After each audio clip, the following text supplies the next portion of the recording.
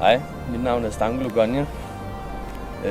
Jeg gik ud af multimediedesignuddannelse på Erhvervsakademi Campus Køge i 2014.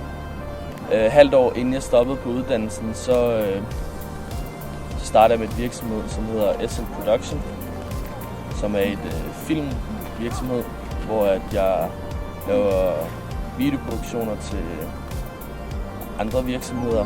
Og udover det, så tager jeg også fotograferinger og laver hjemmesider. På uddannelsen havde jeg altid en drøm om, at jeg skulle starte med eget virksomhed. Så skulle jeg lave et stort videoprojekt til en diskotek, som hedder Zen i København. Og da jeg havde filmet den, så ville de gerne have, at jeg skulle sende en faktura ind til den som momsregistreret virksomhed. Og det var jeg ikke på det tidspunkt.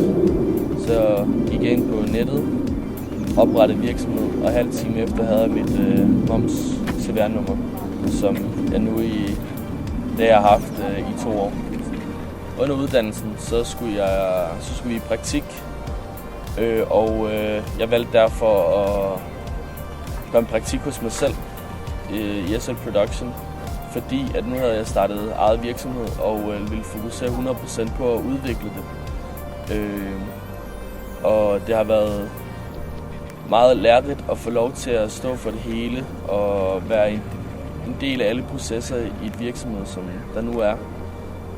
I stedet for at du kom ind i et andet virksomhed og skulle lave nogle faste ting, hvor her havde jeg mulighed for at kunne modellere og udvikle lige, hvad jeg havde lyst til.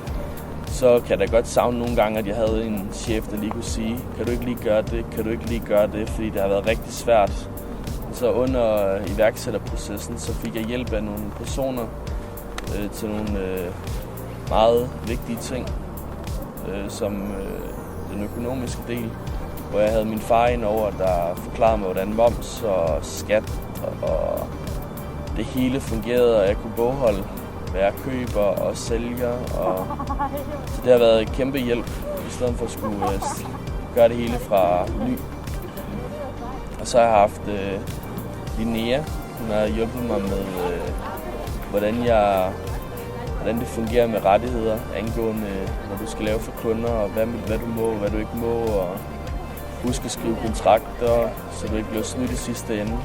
Så det har været meget vigtigt at få det. Og så har jeg haft Henrik indover, som har forklaret mig, hvad jeg skal tage for forskellige opgaver, så det var lidt nemmere at prissætte opgaverne, i stedet for at du skulle finde ud af, hvad skal jeg tage for det, hvor du ikke rigtig havde en idé om, og det var også svært at skulle prissætte sig selv, hvor god er du egentlig. Jeg kan huske det første år i mit virksomhed, der ringede jeg oftest til nogle af lærerne og hørte, hvad fanden skal jeg gøre i den her situation. Men efterhånden så har jeg fået rigtig meget hjælp til, at nu har jeg lidt nemmere ved at selv at komme med min egen indskydelse med priser, og jeg tror, det er efterhånden sådan lidt erfaring. Men i starten, der brugte jeg det rigtig meget. Det kan anbefales, de dygtige. Fremtiden i virksomheden, jeg håber, det bliver større, at jeg får nogle flere faste kunder, så der hele tiden har nogle opgaver klar, og så forhåbentlig også nogle ansatte, og det behøver ikke at være ansatte som under mit virksomhed, men som freelancer, for at hjælpe andre i gang med nogle opgaver, hvis jeg får for meget og ikke kan være med. For hele tiden drift i freelancer-miljøet. Jeg håber det bedste i fremtiden. I skal tage alt, hvad I kan få fra skolen, og spørge lærerne ind til alt, hvad I kan, fordi at det vil hjælpe jer, når I ikke længere har kontakt til dem.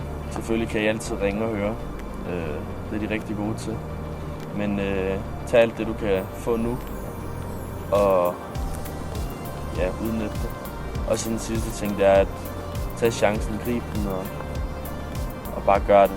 Du kan enten få et succes eller fejle til fuldstændig. Men hvis du fejler, så prøv igen. Altså, der er ikke andet for. And cut.